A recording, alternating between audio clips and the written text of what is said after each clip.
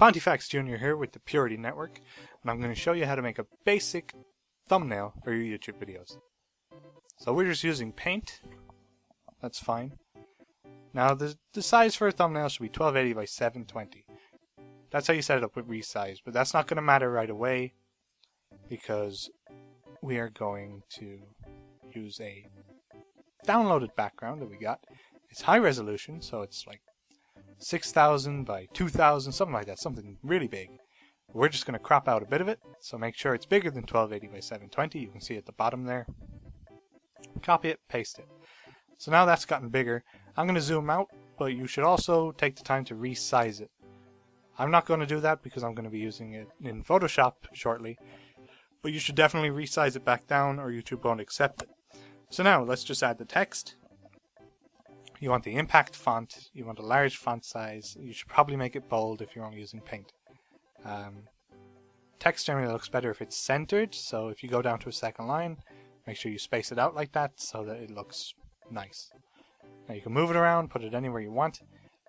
If you're using Paint, you should probably make it bigger and center it, but since I'm going to be using Photoshop at the moment, we're not going to do that. I'm going to show you why I'm going to be using Photoshop right now.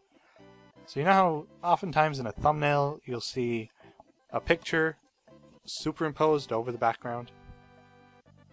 Well, you can't really do that in Paint. I'm going to show you why. So let's get our picture. I'm just going to quickly draw a little man here. He's going to be waving.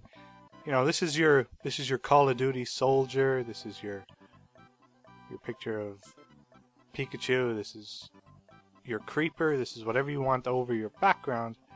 You need a transparent PNG of.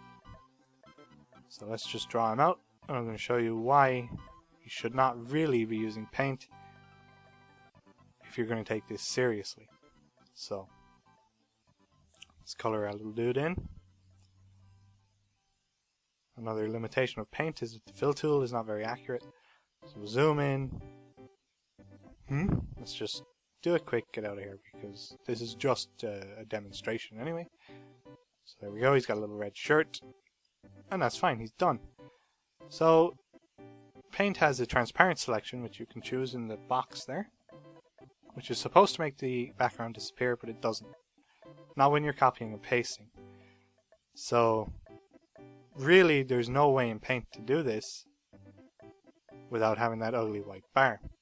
So what I'm going to do is I'm just going to save him as a PNG, save him as a JPEG, whatever. I'm going to move over to Photoshop and I'm going to show you why it's better. Okay? You can do this with GIMP, you could do this with Paint.net. There's probably a bunch more free programs you could do it with. I'm using Photoshop. So first of all, the white is there. So we're going to use the magic eraser by right-clicking on the eraser tool. And boom, all the white is gone. That works on simple pictures like this, and it'll work on most things that you're going to want. So don't worry about that. So now we're going to save our background image, our JPEG, and open that up in Photoshop.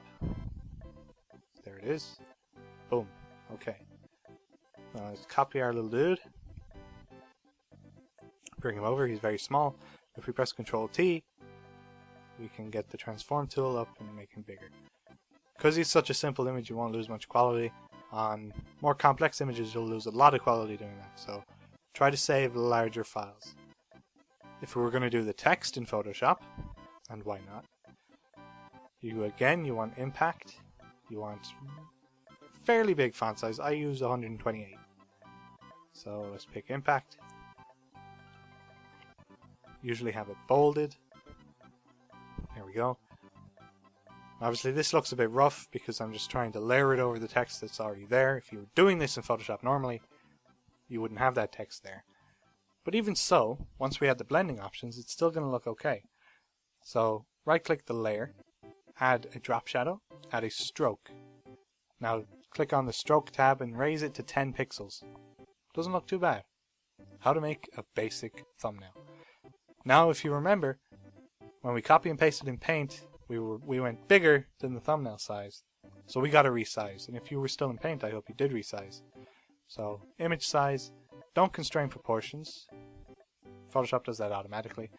So 1280 by 720. It looks really small there. That's just Photoshop zooming out for some reason. We can zoom back in. There it is. Looks nice. Alright, so it's small. Zoom in. I went and did it twice because I wasn't too sure. But there we go. Save it as a JPEG and you're done. Thanks guys. I've been Pontifex Jr. Oh my god, what's that?